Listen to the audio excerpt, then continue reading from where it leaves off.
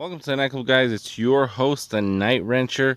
Today, we're actually going to see what it takes to get this old girl started. This is my 1973 Dodge Charger. I've made a few videos on it, figuring out a plan for this. And because this car hasn't ran in a really long time, I'm going to go ahead and see what I can do to get this thing back on the road. Let's see if these doors even open.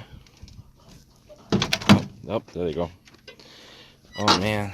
This thing is dirty. Jeez, man. It is in horrible shape. I feel really bad, but I don't have time. Keys are in it. Yep, keys are in it. Let's see. Let's see if this thing will start up. Nothing. Nothing even lights up. Let's go ahead and open the hood. See what's in there. Yeah, I probably shouldn't have parked this right in front of the car, but I'm assuming this either has a dead battery or no battery. So let's... Okay, so there's no battery, so let's go ahead and get a battery for this and see if we can get this going. Let's see what the fuel system looks like. Oh, there's no carburetor, and there's probably spiders in here. So before I do anything else, I'm going to go ahead and put a carburetor on this and see if I can get this old girl started. I have a whole shelf full of parts, but the carburetor I'm actually going to try on it is this Holley 3310. It's a vacuum secondary 750 carburetor. It is a 4160 style, which means there's no secondary metering block. And what's nice about this is this already has a fuel line hooked up to it with a regular hose. I have another carburetor here on the floor, which is another 750 4160 style. This one is an aluminum carburetor, but this carburetor has fittings for an AN line, which I do not have on the Charger, and I just have a regular push fitting. So that's what I'm going to do. I'm going to go ahead and install this Holley and see if I can get this going. Just like with everything else, I won't be able to use this carburetor without putting a little bit of work into it. I know for a fact this carburetor has a leak as well as a stuck accelerator pump. So what I'm going to do, I'm going to go ahead and take off these 4 fillet screws and actually replace the accelerator pump diaphragm with something a little bit bigger.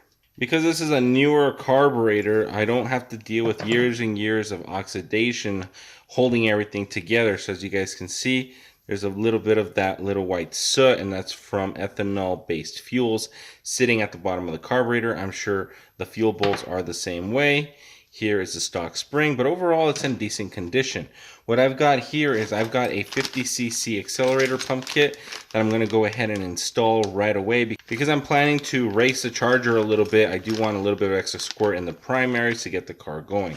So first things first is removing this little arm and installing the 50cc kit. I have a whole video on installing a kit and what it's used for, so I'll link that somewhere in the description or up in the corner. So let's go ahead and throw this on and get going.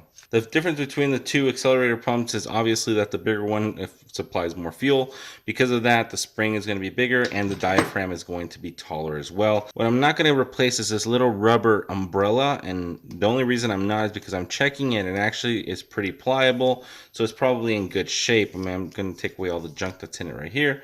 I'm going to install the new 50cc accelerator pump diaphragm on, ready to go, and then install the new housing. I've already put the arm in. I just have to put the C-clip in place before I forget. And then the kit comes with 4 new screws that are a little bit taller than the old ones, so that way you can fasten the housing to the main body without worrying about stripping out the holes. Now that I've got the 50cc accelerator pump working and I see that it's actuating the way it's supposed to, I'm going to go ahead and zero out this carburetor.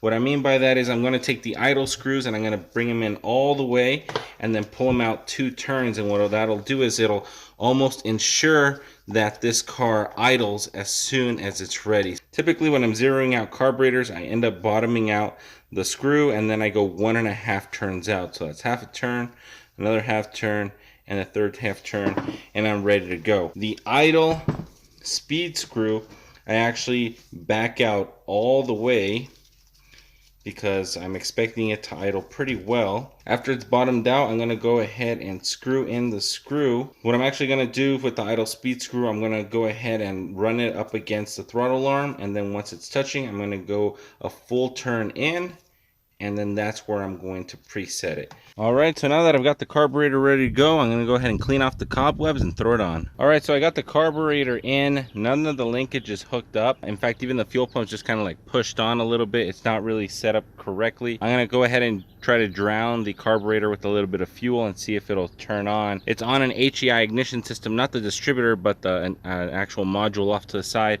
And I had wired that up previously, like a couple years ago. I actually have an old video on that, but don't bother looking for it. It's really bad. So I'm going to go ahead and flood the carburetor like I said, and then we're going to see if I can get this thing to idle. Like I said before, I raised up the throttle stop screw, so the idle is going to be higher anyway, because I don't know where the idle wants to be. So I'm going to do that first, and then we'll go from there. Okay. That should be more than enough fuel to get it going. Right now I did grab the battery from my truck though, so I've got a pretty full charged battery, I'm pretty sure. So I've got a full battery, carburetor has some fuel in it, and distributor, the ignition should be fine, so it should start right up.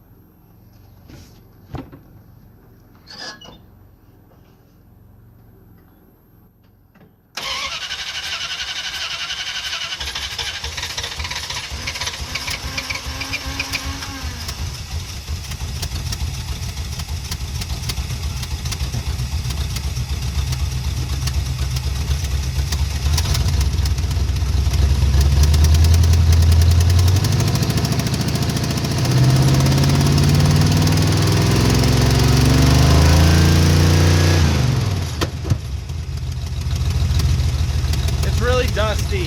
So as you guys could see, I was able to get the engine started, but I'm gonna have a couple issues here getting the idle to line up, and then I've got to install the kick down for the transmission. Don't really know how that's gonna work out. My dad made a bracket for it a really long time ago, and this throttle is like not even long enough to reach, so I'm gonna have to figure something out right now. I've got my air compressor going, my little jumper, to see if I can get this thing to actually hold some air so I can move it out of this hole. All 4 tires are completely flat, so it looks like we got 3 psi. I'll let you guys know how many tires actually hold air. That one's completely shot right over here in the back, so I'm gonna need to find something else to do here. Looks like both tires are actually shot. Look at that. So the front, this one's still holding a little bit of air, so this one's probably fine. The other front one's fine. The 2 rear ones are completely shot. And look at the tread on these things. These things were basically brand new when my dad put them on, God knows, 10, 15, 20 years ago. I don't even know, but such a waste. So looks like I gotta get new ones.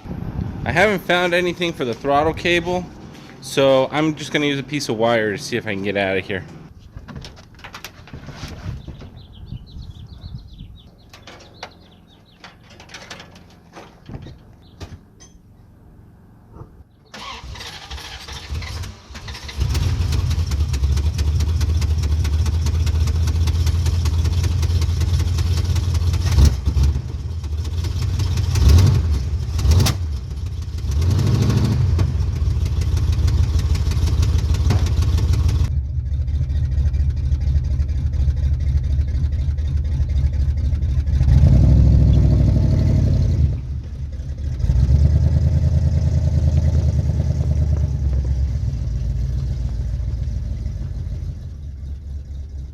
It's getting late in the day, but I did manage to get the charger into its place right next to my 75 Dodge truck. It seems that I am starting to open a can of worms I will not be able to close. In the meantime, while I'm waiting for the new engine I'm going to be dropping into the 75, I'm actually going to be tearing down the charger. In the next episode, we will actually be tearing into the charger, so I'll see you guys all in the next one. Night Wrencher out.